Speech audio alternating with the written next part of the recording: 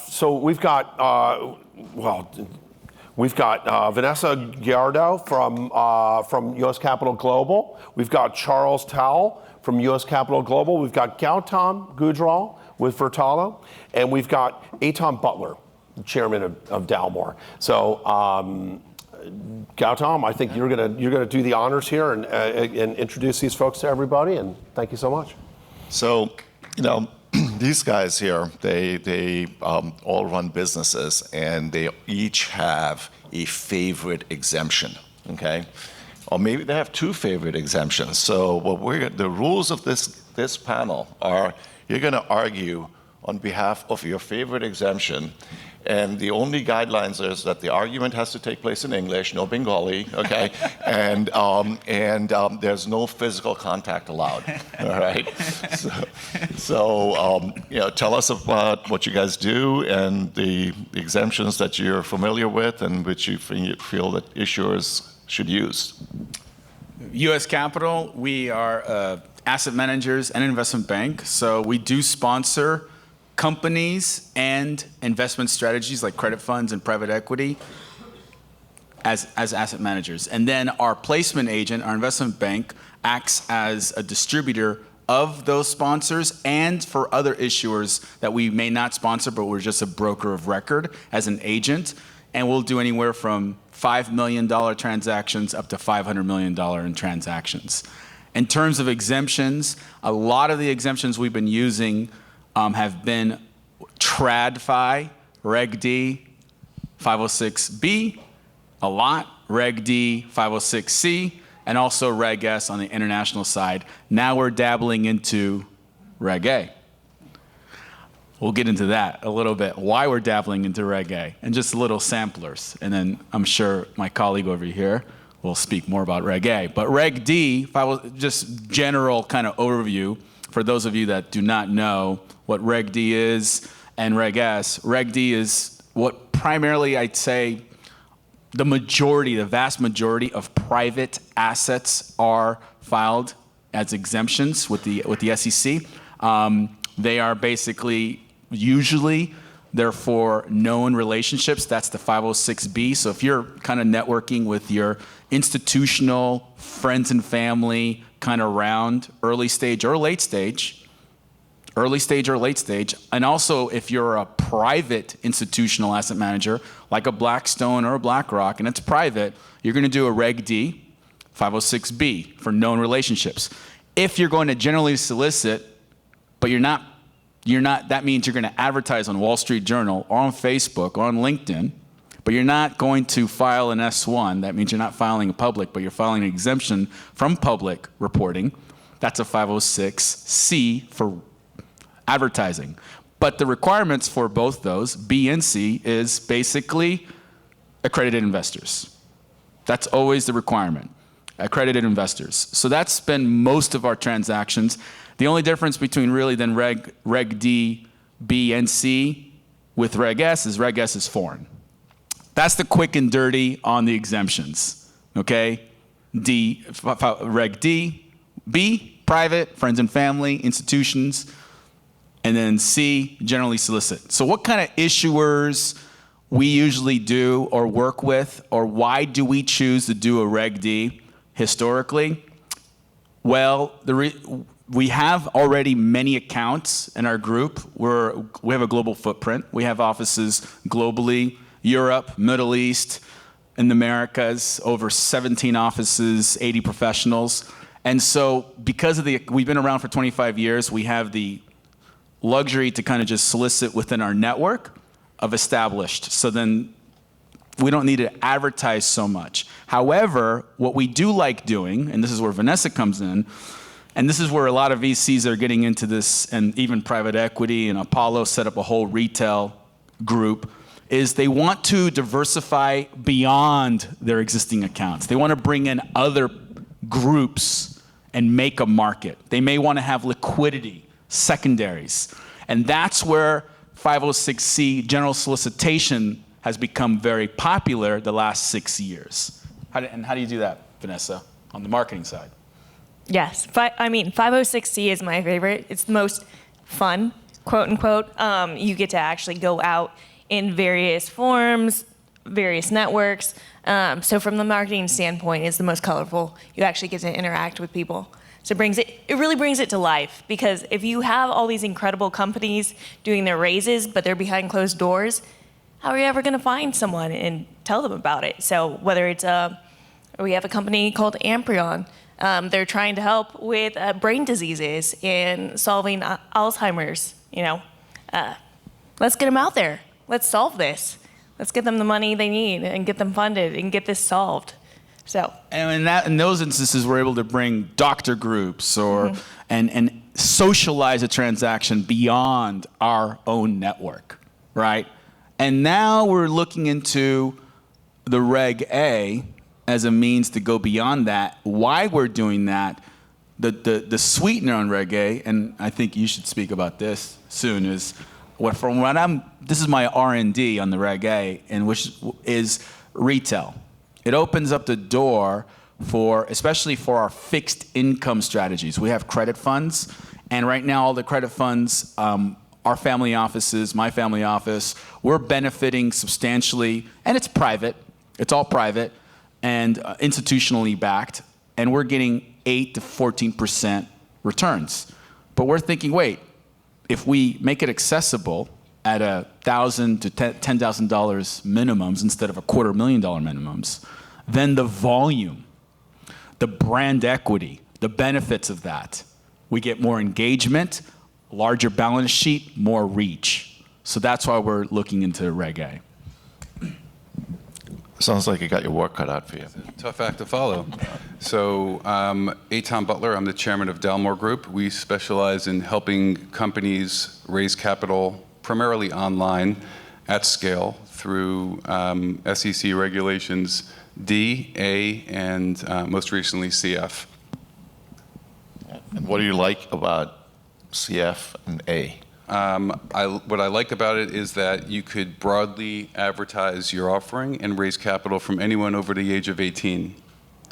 And in particular, what I like about Reg A is that there's an immediate path to potential liquidity, which is super relevant to a lot of the topics we've been discussing over this conference. And are there, for Reg D offerings, I don't think there's any annual or quarterly filing requirements. Do you have any of those for Reg A or CF? You do have annual requirements, in particular for Reg A, much lower, reduced than you'd find with an S1. But if you're looking to raise capital and you're confident that you have an existing network of accredited investors, it's more efficient to do so through a Reg D. If you want to broaden that to beyond 8 or 9% of the U.S. or maybe less that's accredited, Reg A is a really neat exemption to consider. And would you just do that? So you were talking yesterday a little bit about how the issuer it's really incumbent upon the issuer to go out and kind of market their own deal, right? But why not just go through regular channels like other brokers and dealers to sell the Reg A? So unlike Reg D, Reg A has been, until this point, very closely connected to crowdfunding. And the reason why is because now you could market your offering to anyone, right? And it's very different than what we experienced in the past with building out a syndicate or selling group participants where you would have a Reg D offering and you would introduce it to other participating broker-dealers who may have a network of retail investors who may want to participate. That's very different when you're dealing with $100 or $1,000 minimums that you can make on a credit card on an iPhone, right? So that's really geared more towards broadly and effectively marketing and promoting the offering, or converting an existing ecosystem of customers or followers or fans or subscribers into shareholders. Hence the connection to crowdfunding. It doesn't have to be, right? You could theoretically launch a Reg A and you could go after, you could set your investment minimum at $25,000 and you could build a syndicate.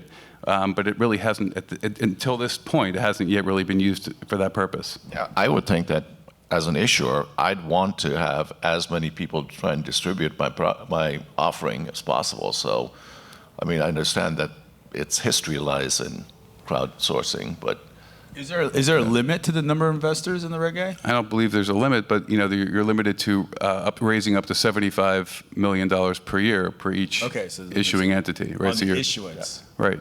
yes. So it's unlikely that the huge brokers would want to take that on because it's a small deal for them, but mid to small brokers might want to do it. It works really well for companies that are able to effectively market and promote their offering, either to an existing ecosystem or to broadly market and promote it externally and even internationally. And then those companies would probably have a consumer, like Tesla. That's a public company, but they are, the reason why, well, I mean, one would argue Elon Musk would love to probably keep that private, but he keeps it public. Why? It's like Apple. There's an engagement. There's a premium to their stock price because of consumer engagement. So Tesla's a consumer product. Apple's a consumer product. Would those Reg A's be mostly geared for consumer products, though, or issuers? They work really well for consumer products because most people can relate to consumer products, business to consumer. Fewer can relate and are inspired by business to business, right? Like biotech or Alzheimer's kind of, that's funded by Rockefeller Foundation. Right. That's, yeah, okay. The $100 investor's like, what? No. I see. And how many of these do you do?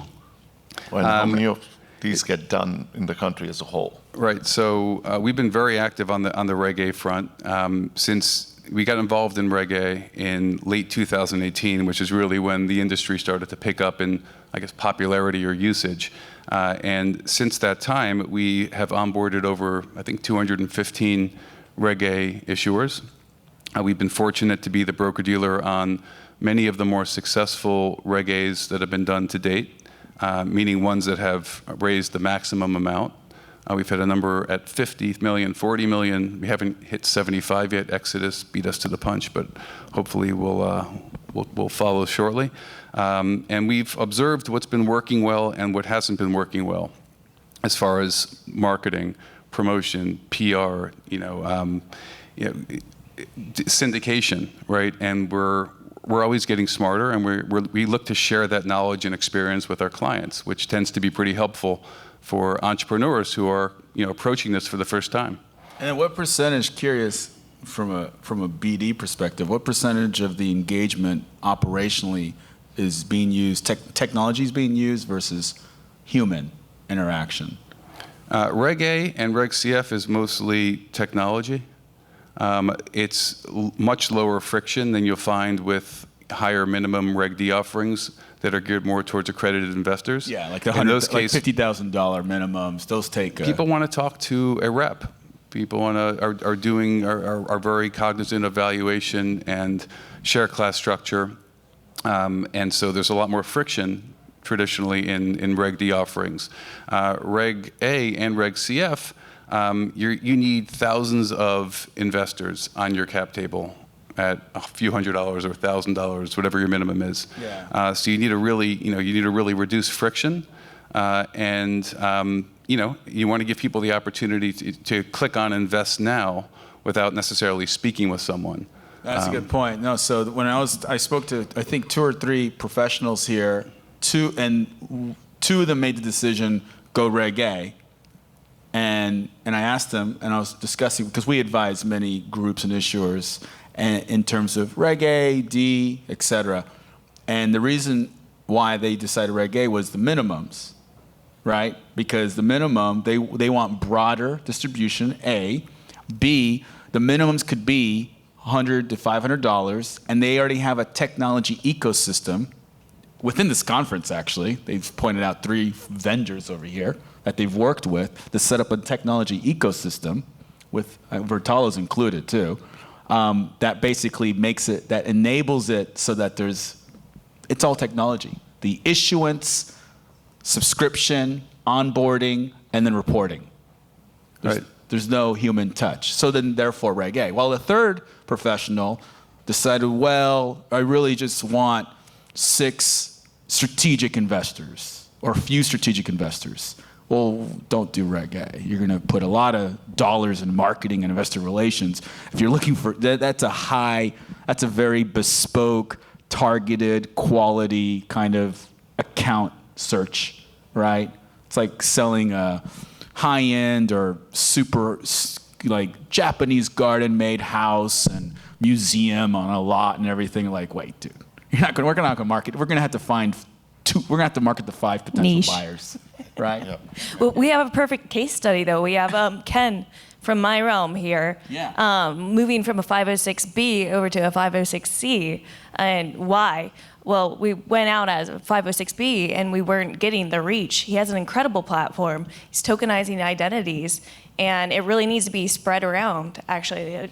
People should know how to protect their identities, all their information. We need to get that out to people. So we're in the process of building a PPM. Yeah. And And he had an option of evaluation from strategics. We're bidding on the deal, and he's like, wait, you know what? If I socialize it, then the valuation would be more favorable, right? And then the same thing, if I socialize it even more, like a Reg A, maybe the valuation is even more favorable. Mm-hmm. But for different kinds of exemptions, there's gonna be different sets of resources you'll need. That's it. Either Reg A technology ecosystem that's in this group, or if it's a D, you better have then the investment banking ecosystem that has the dealers and the accounts, pre-existing relationships. Very good. Anything else to add? I mean, I think, what do you see with CF? Do you see it as a good alternative to Reg D offerings? I mean, do you think it's going to replace a lot of them?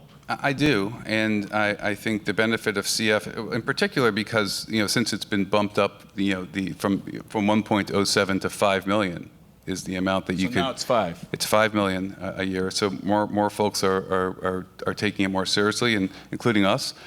We've been quite active on the CF side as well. What's the cost of getting that set up for a company like a? You need audited financials. You need whatever a broker dealer or a funding portal would charge you up front for that, but it's much more cost effective and quicker than getting a Reg A up.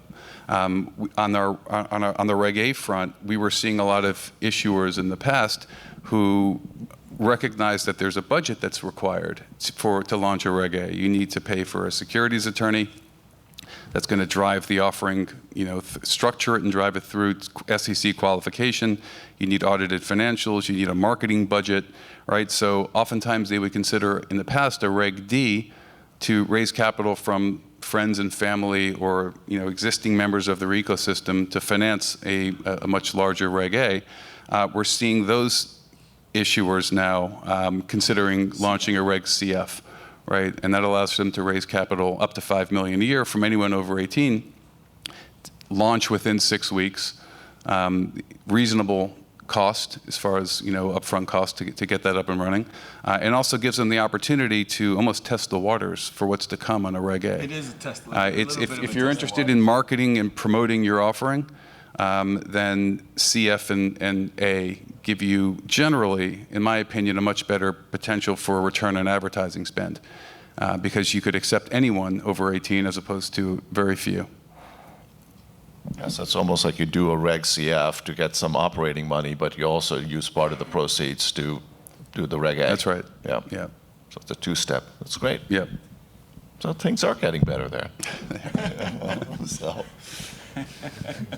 well, I think unless anybody has questions, raise your hands, please. But I thank you for your time. This has been informative, and good luck raising money.